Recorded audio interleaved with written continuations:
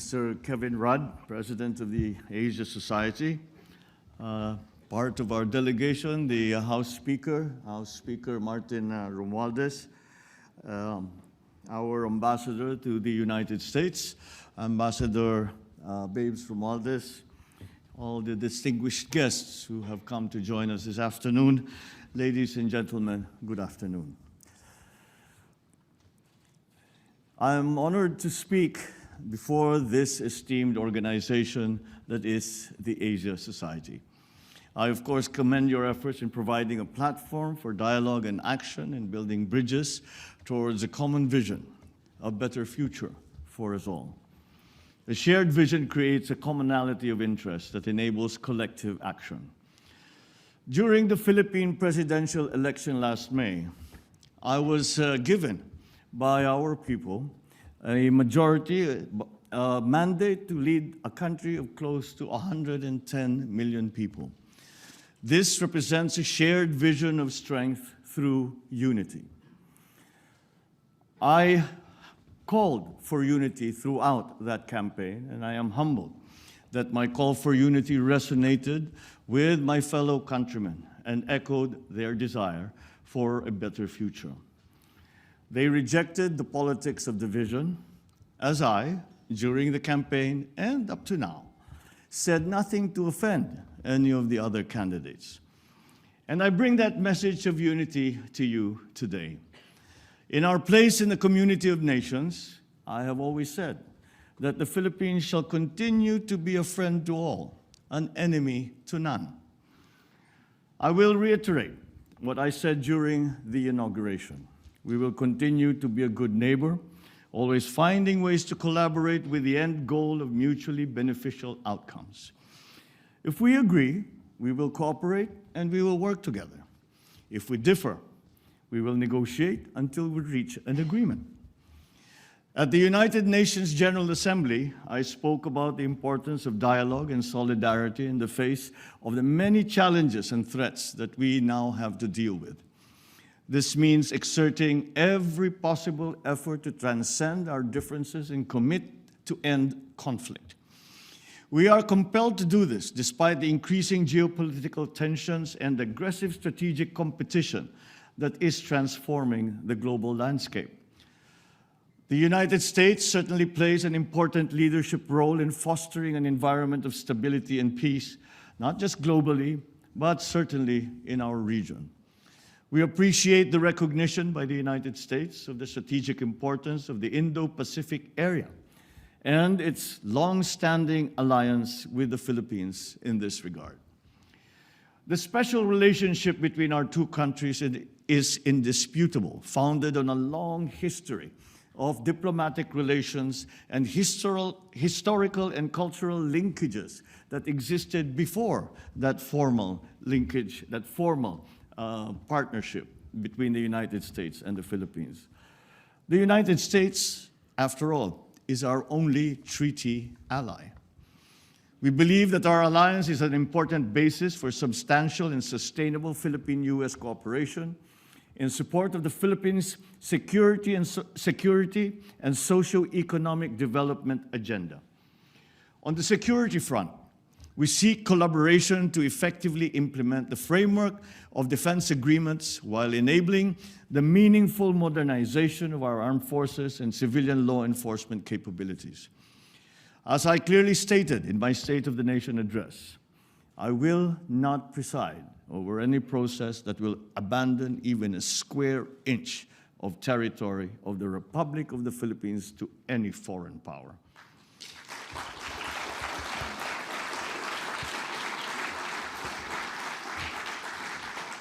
We know that we can count on the United States to uphold the international law-based order, freedom of navigation and overflight, and the sustainable use and development of maritime resources.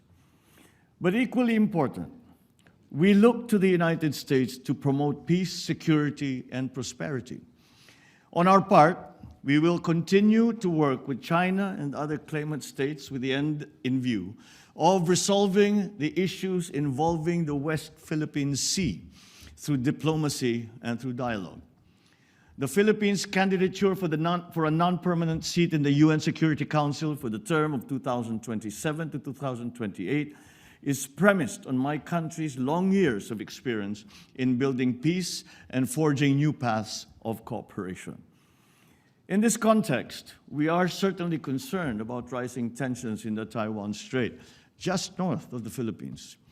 We urge all parties involved to exercise maximum restraint. Dialogue and diplomacy must prevail. We adhere to the One China policy and have consistently called for the peaceful resolution of their issues involving Taiwan. We understand that peace and stability in the Asia-Pacific region are also linked to the situation in the Korean Peninsula. And we are ready to play a constructive role in advancing a peaceful and denuclearized Korean Peninsula through confidence-building measures amongst the various stakeholders. On Russia and Ukraine, the Philippines urges all parties to continue adopting a peaceful means to maintain international peace and security. The Philippines has voted in favor of the 3 UN General Assembly resolutions on Ukraine. And at this point, let me discuss the various dialogue mechanisms in the region. We will continue to work towards strengthening ASEAN, particularly its dialogue partnerships with neighbors that uphold regional peace and security. We welcome the renewed engagement of the Quad, along with the recent establishment of the AUKUS. These mechanisms should help prevent destabilizing actions in the region that go against international law. We think that these dialogue mechanisms and security arrangements should complement, not supplant, the ASEAN-centered regional security architecture that has been built over decades by the ASEAN and its member partners, as well as the existing network of bilateral security partnerships in the region. Now let me touch on the economic front. The U.S. remains a strategic trading and investment partner of the Philippines. American businesses, including Fortune 500 companies, have found a home in the Philippines. They recognize the Philippines as our country for its business-friendly policies, a very competent workforce, and a network of economic zones. Let me point out 3 reasons why the Philippines is a viable and smart investment destination. First, our macroeconomic strength and bright prospects. The Philippine economy expanded by 5.7% last year and by 7.8% in the first half of this year. Growth was broad-based, driven not only by government spending, but also by household consumption and investments, reinforced by consumer and business confidence. Second, we have enabling policies in place. Recently, investor-friendly laws were enacted, and my administration is determined to leverage these changing reforms that will enhance those efforts.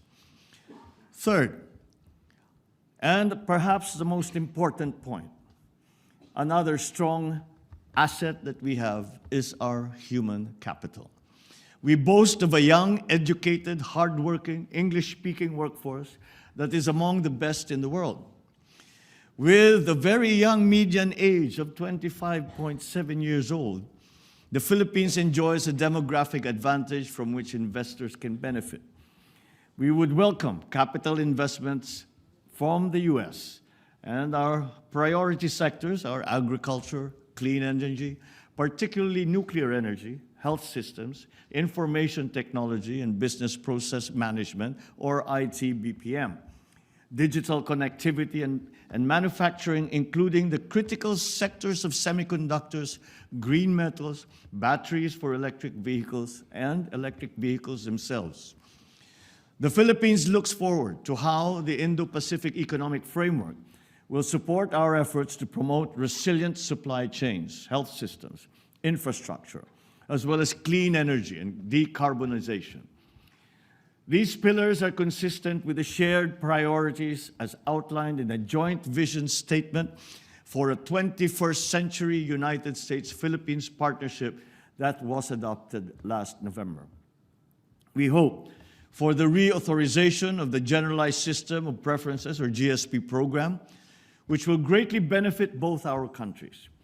The GSP has long been a win-win program for the United States and its development partners, including, of course, the Philippines.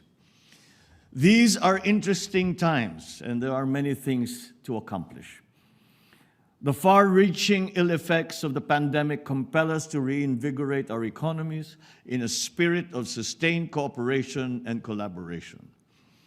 We must use public and private resources effectively to encourage the expansion of trade, investment, technology transfers, all to accelerate our development. Despite the challenges of the pandemic and the global economic crisis, the Philippines remains on track to graduate to upper middle-income country status by next year. With steady investments in infrastructure, agriculture, food security, public health, education, and other social services, we seek to become a high-income country with zero extreme poverty by the year 2040. The same spirit of solidarity and cooperation that animates our relations with foreign partners will also advance our efforts to address climate change. We must enhance our collective capacity to urgently and decisively respond to this existential threat that not only the Philippines, but the entire world is facing.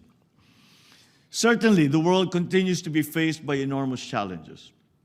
But I am confident in the future because I have 110 million reasons for being so. Such is my faith in the Filipino people and the relationship we hold with the United States and our other allies and partners and friends.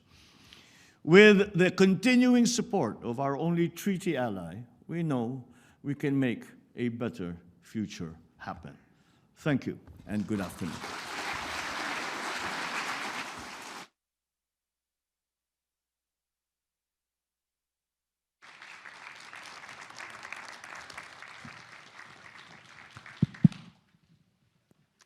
Well, thank you very much, Mr. President. 110 million people. Yes. That's, even for an Australian, I can work out that makes you the second most populous country in Southeast Asia.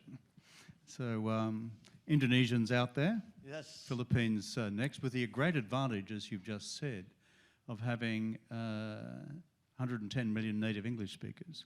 This is quite remarkable. So I'm really taken by the economic vision that you're putting forward for the country.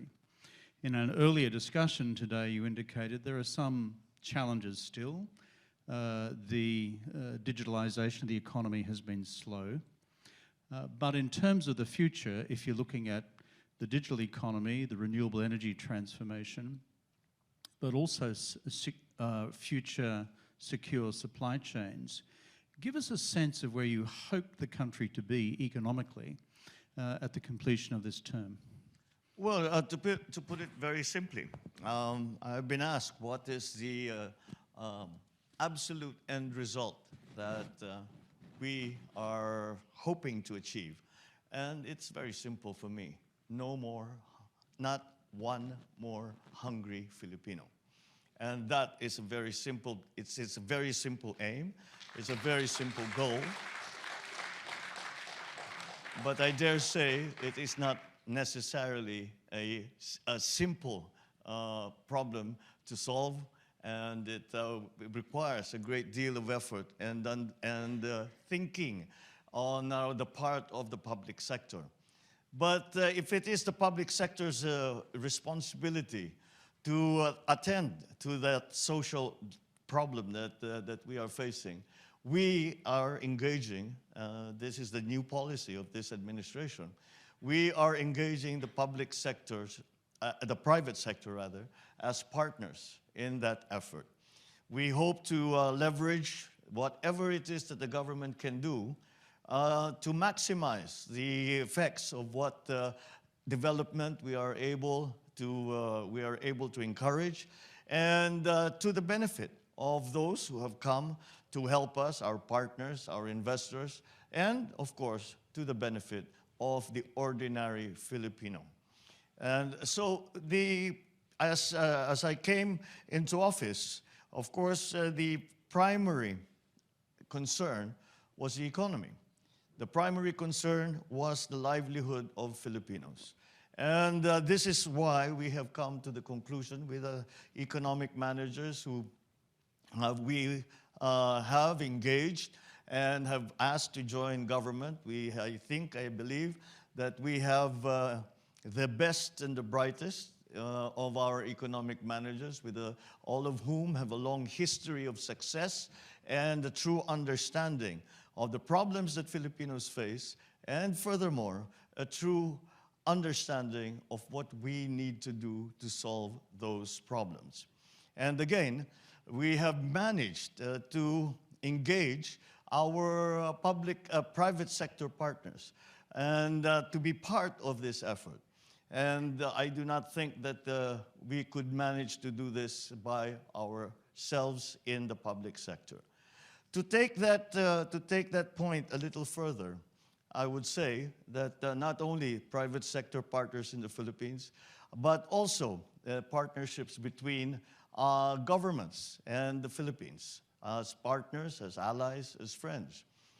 As we all emerge from the pandemic and try to reinvigorate and transform our economy, I believe that the partnerships that we make between our friends and allies around the world are going to provide the stability that we are going to need as we face a new world and face the problems really that we have not faced before the pandemic, and we have not faced before, and we now have to find new solutions. Business as usual, in our view, simply has no place in that, because it is not business as usual. The pandemic basically has changed everything. We live differently, we work differently, we study differently, our social contacts are done differently. And as you can imagine, this leads now to that process of digitalization that we all need to undertake if we are going to be part of the new global economy. And so many of these aspects of the economy we have tried to analyze it, and it is surprising, for me anyway, that when we sat down with the economic managers and we talked about industrialization, we talked about energy supply, we talked about digitalization, and at the root of it, at the heart of the problem, was our agricultural sector. You would think that the high-tech industries would be the ones that would hold the key, and they do in many ways. But all that we can do with the new industries still have to be founded on a very strong and reliable agricultural sector. The pandemic showed very clearly the weaknesses that Philippines has in terms of being able to provide a strategic food supply to our countrymen at a price that they can afford.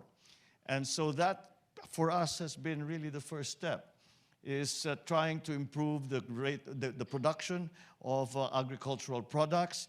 And of course, this has been made terribly difficult with the shocks that the agricultural sector, perhaps not just in the Philippines, but around the world, the shocks that have been dealt us by the conflict in Ukraine. It is a constant surprise to all of us, but that we are having to learn to live with, that a conflict in Eastern Europe should affect the Philippines at such a profound and basic level as agriculture. With the prices of fertilizer going up, with the prices of agricultural commodities going up, with the uncertainties of supply. And so we now have to go to what we describe as non-traditional sources, and we have to diversify. I don't think that this is unique to the Philippines. I see it in many of the other countries. So those are the first steps I think we'll have to do with the agriculture. And then we have to fix our weaknesses in the bureaucracy. We have to learn to be more efficient. We have to streamline our civil service, both at the national and at the local level. And unfortunately, the Philippines in these areas we are still playing catch up. But that's not where we want to go. That's not just where we want to go. We don't want to just catch up. We want to go beyond that. We have no interest in going back to pre-pandemic levels. What we are interested in is to flourish further and to position the Philippines in such a way that we can take full advantage of the new economies and the new industries that have come to light. Unfortunately, many of the traditional sectors that we had depended on during pre-pandemic days will cease to exist, have ceased to exist. And we have to identify as quickly as possible and to have a good view and forecast for the future to position the Philippines in such a way that we are able to be part of the transformation of the global economy. Thank you for that. Mr. President, you mentioned a couple of times that you're a treaty ally of the United States. So are we Australians. There are 5 of us in Asia. Sometimes the Americans can be tricky to deal with. I don't think you'll get any contradiction from the Philippines on that. But they're good people, and they've been reliable security partners. So tell me, in a nutshell, how's it going with Uncle Sam? Because it wasn't going so well under President Duterte. Well, in a sense, despite the fact that my predecessor, President Duterte, had a very different treatment of the relationship between the U.S. and the Philippines. The basic premise of the strong relationship that has been developed between the U.S.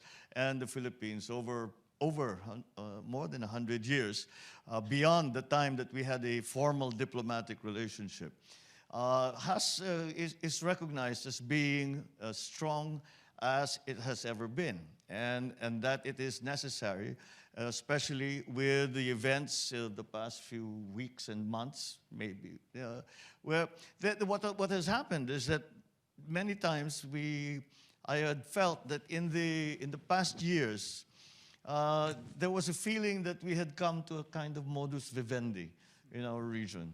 And that we have found a way to live with each other in peace and found a way to calm the waters whenever things go awry a little bit.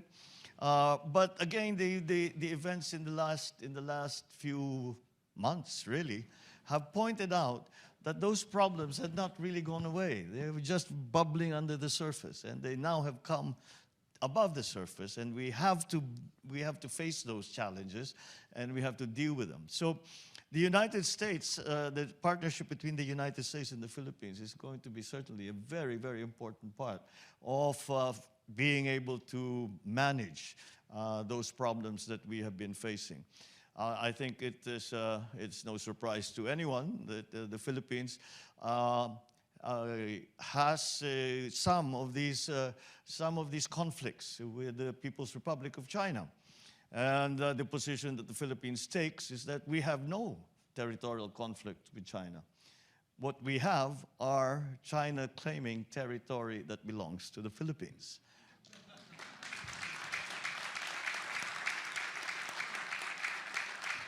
So this is the position we take, and with our American partners, we have promoted that position. We have also made it very clear to our friends in Beijing that this is the way we feel about it. And as a consequence of this challenge that we have, this territorial challenge that we have, I'd like to point out that this is the first national election in the Philippines where foreign policy was an issue with the people. Generally speaking, in our experience, the foreign policy, the ordinary citizen, the ordinary voter, would say, well, foreign policy is not really our concern. Let the experts in government decide that. But when it happens that our fishermen are not allowed to continue with their livelihood, to fish in areas where they have fished for the last 30, 40 generations, then it becomes an issue right at the gut of our people. And that is where we find ourselves now.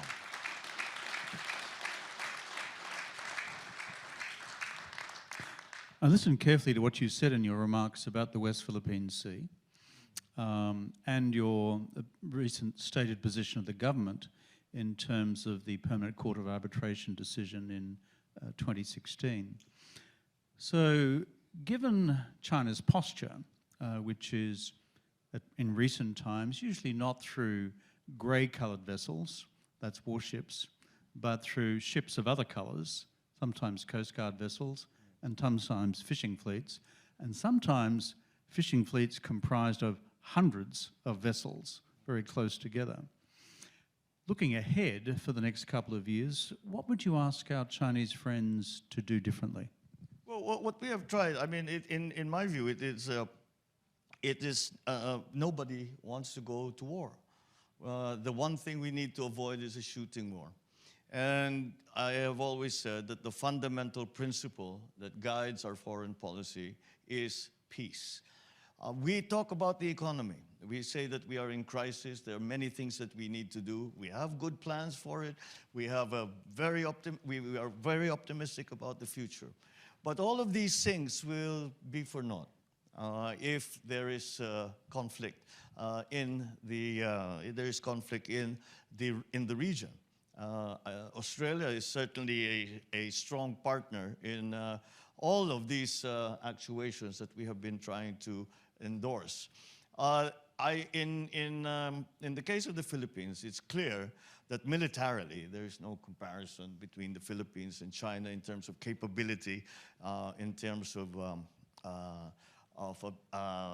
strength, military strength, should it come to that. However, we believe that the strength that we can apply will be from the partnerships, once again, that we have with countries like Australia, with our ASEAN members, with the rest of our friends and allies in the region. And that's why I think that ASEAN is going to have to play a stronger role in all of these discussions, and in trying to, again, keep the peace and slowly, but continue to engage China. Because once that engagement stops, then there is no progress. And then things could very easily deteriorate, and that is not what we want to happen.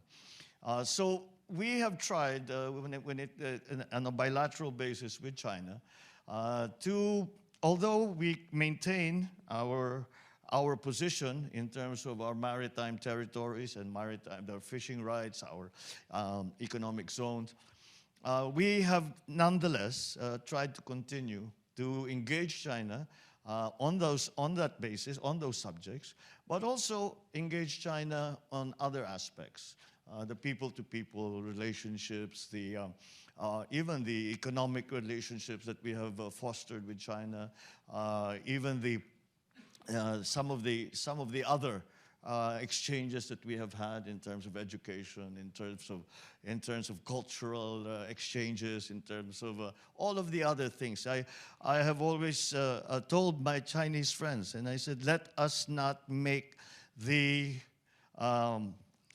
our differences concerning maritime, like the baselines, the economic zones, etc. Let us not make that the defining element of our relationship. Because if that is the only if that will be the defining relationship of the defining part of our relationship, then we are really at a standstill. And hopefully if we make progress in other areas, this will help.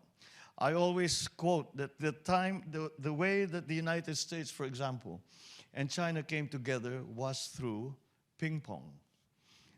If you remember, it was because the Chinese ping pong captain played with the United States ping pong captain, and they became friends, and ping pong went to the United States. And this led to Richard Nixon going to China and establishing diplomatic relations. So perhaps that's something. So we must explore everything. We must explore every avenue. We do it G to G, government to government. Basketball? Could we do the basketball? Basketball could be could be another. But in any single way, we never know. You never know where the progress will come. So you have to try everything. You cannot discount anything and limit yourself to just the traditional ways of negotiating, the traditional ways of dealing with this kind of problem. We have to be, to an extent, I would say that we have been successful, and that we have slowly begun to redefine, or rather, no, not redefine, but to add to that relationship in other aspects of diplomatic life, of political life within the region. And I think that has happened because of, again, the strong partnerships that we have with the other countries, our allies around the region. And that way, that united front that we can present, I think is a very, very important aspect of that engagement. In your speech before, you also made positive reference to the Quad and AUKUS, and that follows, I think, from the logic you've just explained about those beyond the Philippines on whom you can rely for security policy support. Your reflections on how the Quad, for example, aids to strategic stability in the region, that would be of interest, I'm sure, to this audience. And within that, your view and vision of your future relationship with Japan.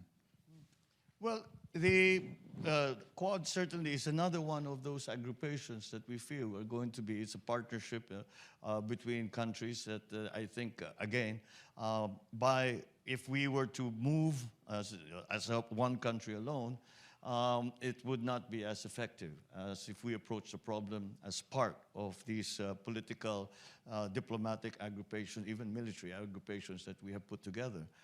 So that's again something that is fundamental to the way we try to approach the problems that we are facing vis-a-vis the maritime disputes that we have. I have to remind people that these maritime disputes are not only with China. We also have within ASEAN some disputes with our other member countries. So, but in my view, this applies as well. So these kinds of partnerships, I think, are very, very important. Now, Japan, certainly, I had a meeting with the Prime Minister Kishida, just the other day, and naturally, I think it's no surprise to anyone that they are terribly, terribly concerned, not only of China. But because of the recent events, we have focused on the Taiwan situation, the visit of the United States House Speaker Nancy Pelosi to Taiwan, sort of highlighted once again the simmering tensions that, as I said, were beneath the surface, but now have surfaced out into the open.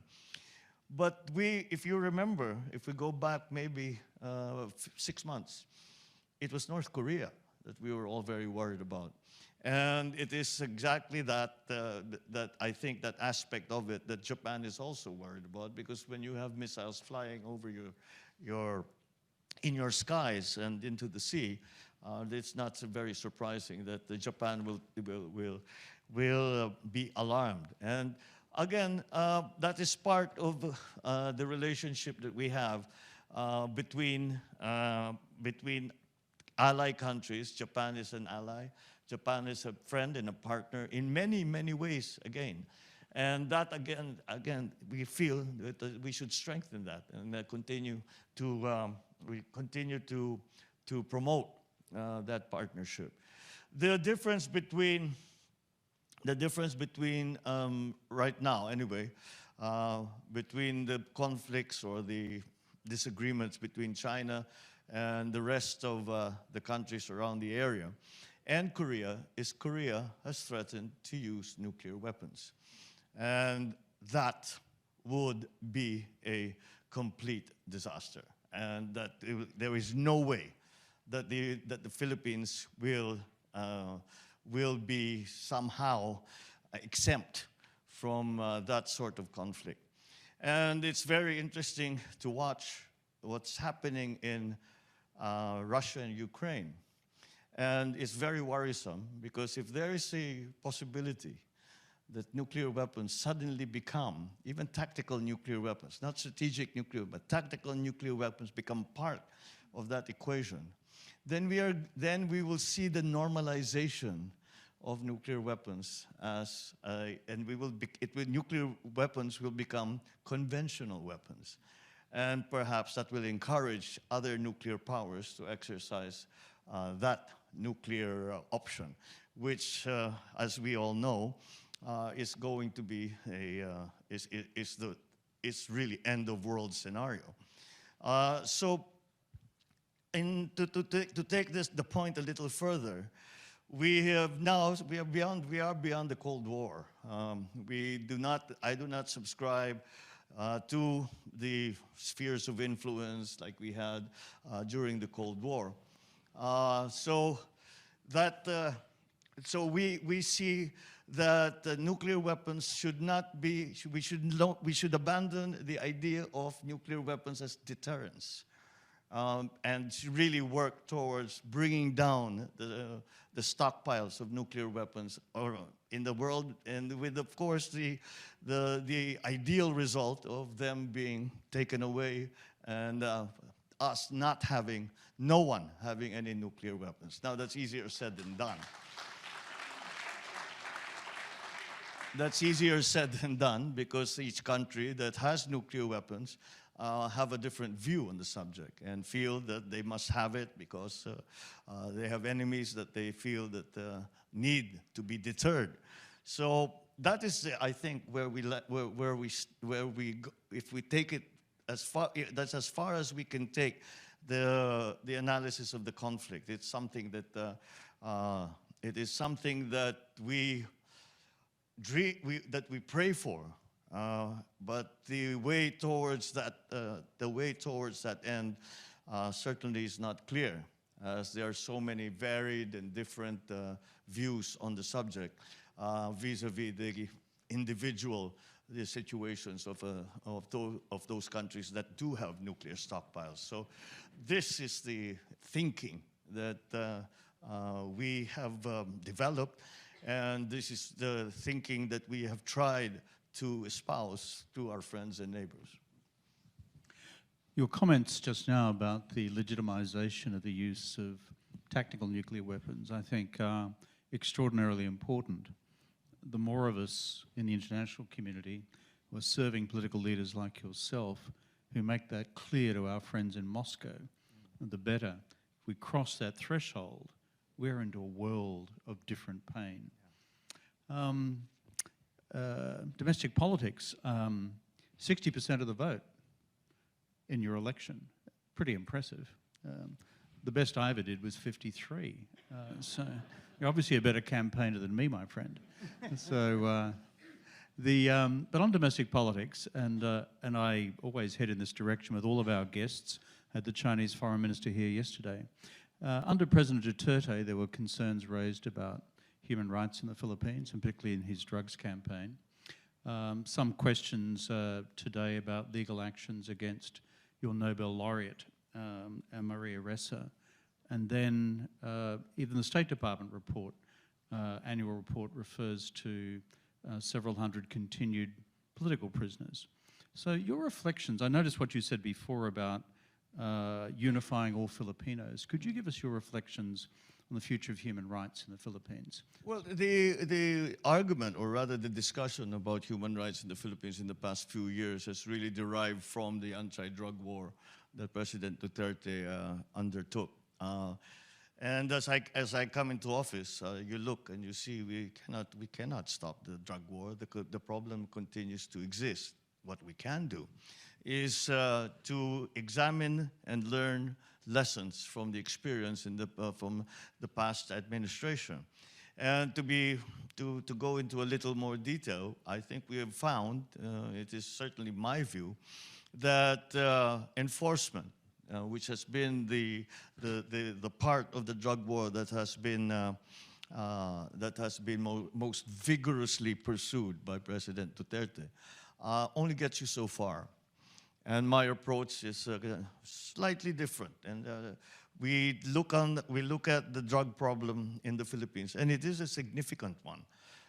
There are approximately, I suppose, according to official statistics, close to 4.5 million actual addicts in the Philippines. And that the corrosive effect of on society, on criminality, on the drug syndicates, etc., even the politicization of the whole drug syndicates and their networks is something that we still have to deal with. And so perhaps we should look at it, instead of just enforcement, which will continue, but in a more focused way. When I first came to my first command conference with our policemen, and I said, we will adjust. Let us adjust our focus, and let us also look at prevention. Let us education to our young people to say that this is a dead end. This will get you absolutely nowhere. It will get you put in jail. It will get you killed. And even if it does not do that, this will take away your future.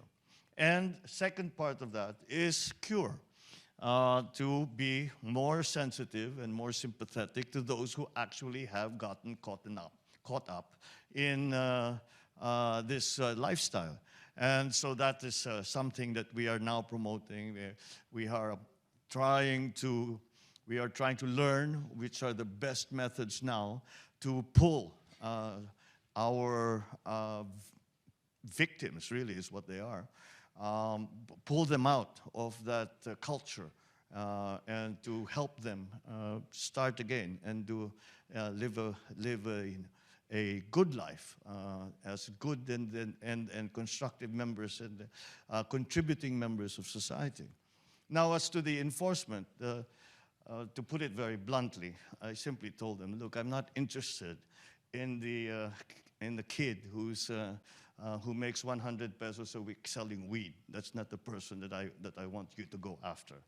I want you to go after people who, if we get them, if we neutralize them, we put them in jail, we put them away, whatever it is, will make an actual difference so that the supply of drugs, the system of distribution, the system of importation of drugs, because much of it really does come from abroad, that will actually make a difference. It will put a stop to it. And that's what we are working on right now. So those are the different elements of those three elements of the anti-drug effort of this government. Those are, the focus has certainly changed, and even the methodology has changed. Well, thank you for that. There was the Nobel laureate Maria Ressa. I know there's some sort of legal case involving her at the moment. What are the prospects there? Is it caught up in your courts, or is it because she's a Nobel Prize winner, there is international preoccupation with her case as well? Well, really what happened with Maria Ressa and Rappler is that it was determined that it is a foreign enterprise, and that's not allowed in our rules, in our law. And her situation right now is that it has nothing to do with her political leanings. What has happened is that an individual has filed cyber libel cases against her, and that's what she's facing now. So that is the situation with Maria Ressa. Rappler actually continues to operate. You can look them up on the internet. They make their comments and make their posts, and they continue to operate in that way. However, she herself as personally is facing, I believe it's 2 cyber libel cases. And we just, we have a very clear delineation of powers in our political system, very much styled after the American system, where we have the executive, the judiciary, and the legislature, and they're co-equal. And so it is highly improper for the executive to interfere in either the legislature or the judiciary. So the end of UN week here in New York, you've had a bucket load of meetings. Have you had some fun? Well, being in New York is always fun. I haven't been. I haven't been in New York for a good long time, actually. For whatever reason, it's been. I think we were calculating it with my wife Lisa, who is here. We were calculating, what, 22 years since we came back to New York? Put your hands together for the First Lady of the Philippines.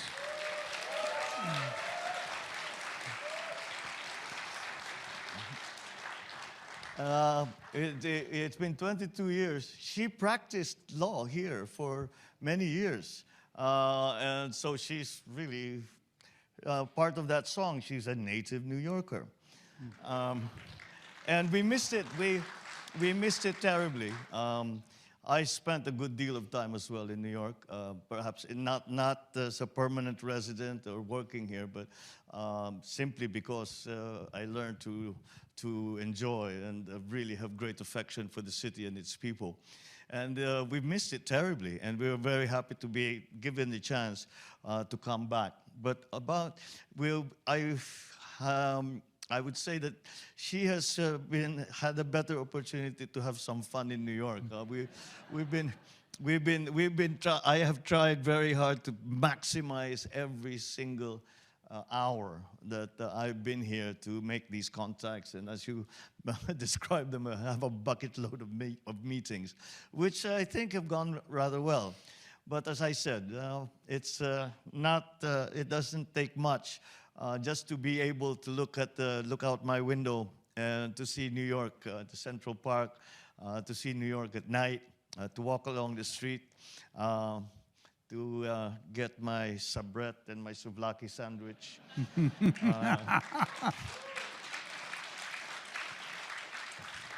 Go to Katz, have a pastrami on rye. Did you go to Essa Bagels to get your bagels? And I'm a happy camper.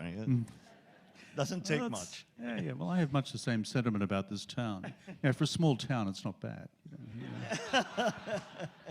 Mr. President, as you said, UN General Assembly Week, I always found to be a bit like speed dating for heads of government. In the door, out the door, in the door, out the door. You are such a welcome guest here at the Asia Society. Our centre in Manila, headed by Doris Ho. Put your hands together for Doris.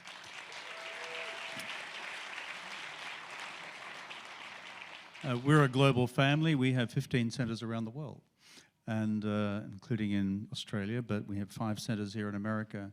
You are always a welcome guest here because we wish your country, the Philippines, all the best for the future. Thank you, Mr. President. Thank you, Mr. Kevin Rudd, for those very kind words, and thank you all, members of the Asia Society, for this very warm welcome that you have given me. Thank you very much indeed.